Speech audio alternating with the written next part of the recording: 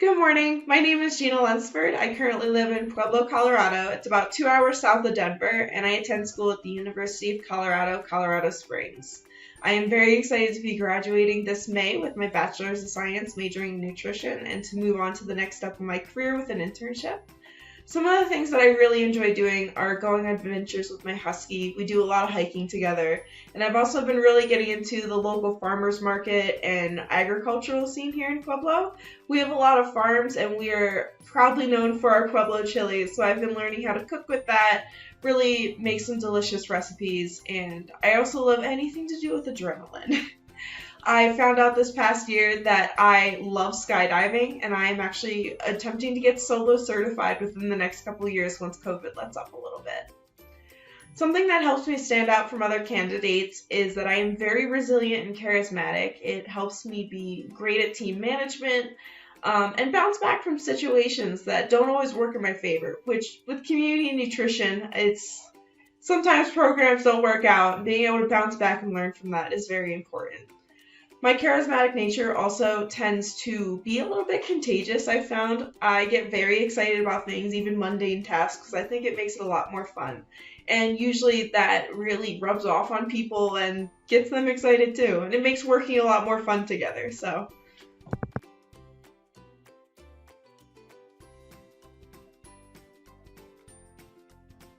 I want to be a Tulane Dietetic intern because I can tell this program is anything but ordinary. I actually found it on social media, on Instagram, and to me, an active social media for an internship really shows that you guys know your audience. You know how to reach the people that you are trying to reach, and looking at the page further, it definitely shows me you guys let your interns take a leadership role, letting them do Q&As, show off their rotations. I became so interested seeing some of the posts for Eat Fit NOLA and the bariatric unit, and it made me want to come to an internship that really brings fun, but also leadership skills and a variety of experiences to the table.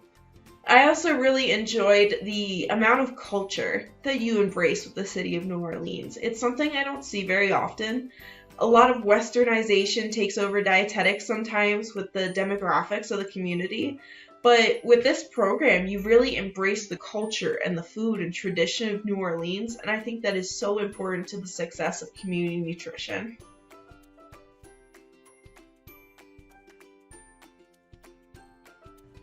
What I plan to gain from this internship is not just a well-rounded education for clinical food service and management that'll prepare me for the RD exam and a future in dietetics, but to really hone my leadership skills, to become a better professional and learn how to interact with communities that I'm not used to embrace the culture and traditions like this program does for New Orleans, and to always be on my toes, to face a lot of challenges that are going to help me be a better dietitian.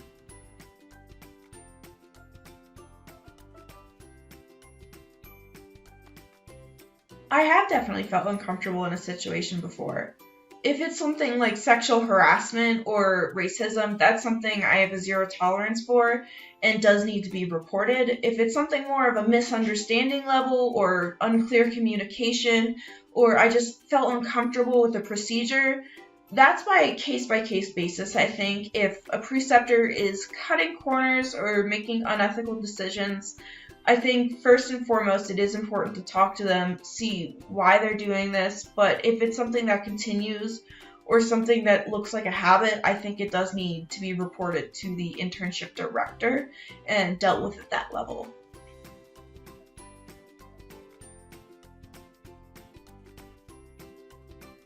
The first thing I like to do when studying for a big exam is to really amp myself up, get excited about learning. I think it helps relieve some of the stress and anxiety that comes with test taking. And I really think just excitement about learning in general helps retain the information. It's important to me to also combine kinesthetics with my studying. Movement, I find, helps me retain the information a lot better. I'll actually take my notes to the gym and study on the treadmill while I'm walking or inclines, just because I think I work through situations a little better when I'm able to move as well. My pandemic version of that is hula hooping at home while I study, and it has been incredibly fun and an incredibly good workout. The other thing that I like to do is block scheduling. So studying for a long amount of time doesn't work for me, but if I space it out too much, I don't retain the information as well. So what I've found that's incredibly useful is scheduling things in blocks. So I will study for 45 minutes on the big material that I'm struggling with, and then I'll take 15 minutes to review other stuff that I'm pretty comfortable with, but still needs to be reviewed to cement the information in my mind. So I find that very helpful.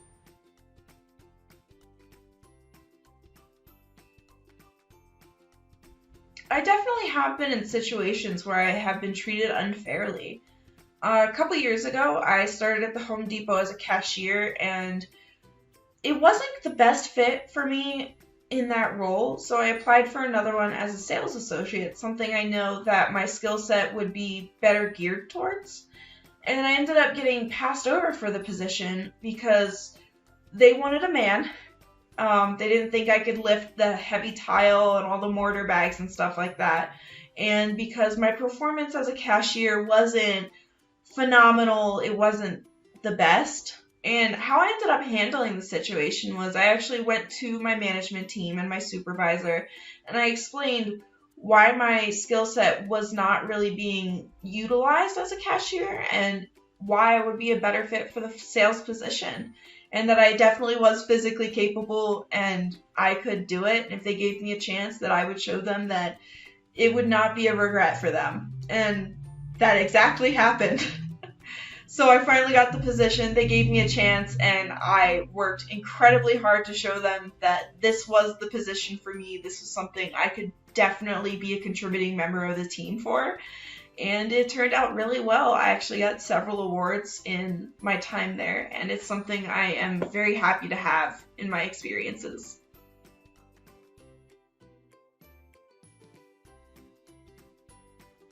I find I work better on a few things at a time. It helps me be thorough, pay attention to detail, make sure nothing slips through the cracks, and I retain information a lot better.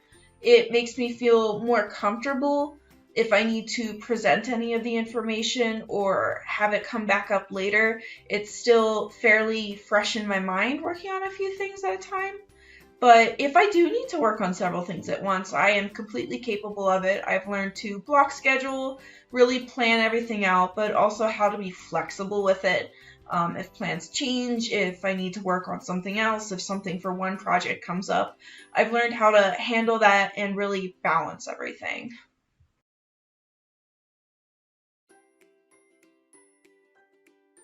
My most recent example of this is my nutrition practicum project. I am working with a team of 5 nutrition students and our DPD director, Sean Savet, to address campus food insecurity and access issues for students. So with this project, we decided to not only address this main issue, but really incorporate values into the way that we address them.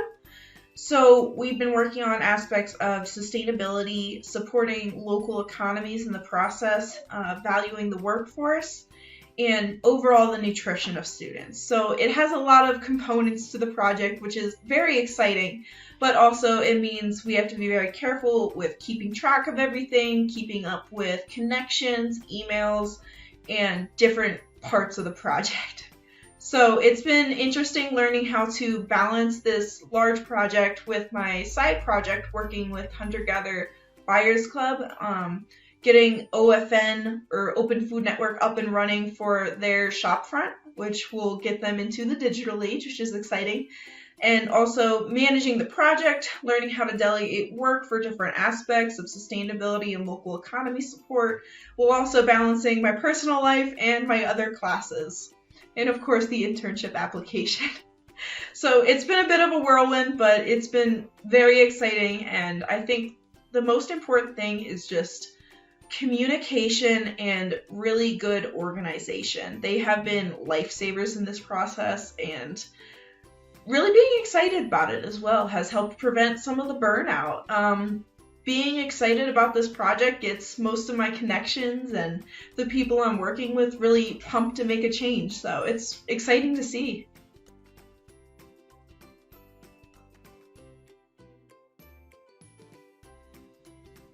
Challenges I've had working with people who have different ideas are just really maintaining mindfulness that it's not personal. Usually they just feel very passionate about their opinion or their idea that they have. One of the best ways I have found is that really accept that their idea might have some real potential, to listen to what they have to say, to see why they think that, and to value their opinion. And if you value somebody's opinion and you work with their rationale on something, they're more open to listening to yours as well. Different ideas also bring great diversity and opportunity to the table when working on a project, and it brings fresh ideas, so it's always important to listen to other people. An example of this I've had is working on our community nutrition project a couple semesters ago. We had to find a population to work with to give a nutrition lesson or intervention to. Our group had a couple of different ideas of the population we wanted to work with, and one member was very adamant about working with sports nutrition. It was his passion, and he really wanted to do that, working with kids and sports with our project.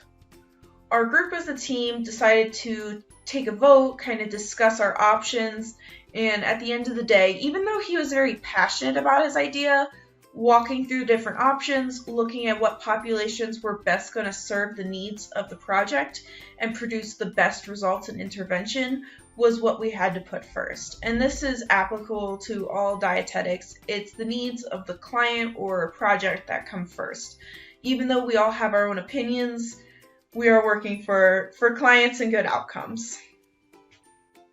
And it turned out great. We had an incredible project and lesson plan.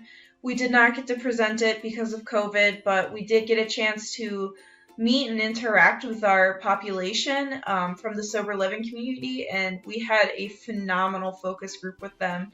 And it's something we all got really excited about, and it was a project we had a wonderful time working together on. We really helped each other find our roles, be respectful, and listen to each other, and I think that's one of the reasons that we got along and worked so well.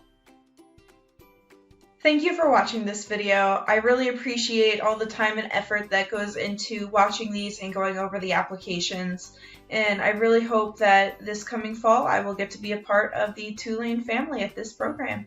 Thank you.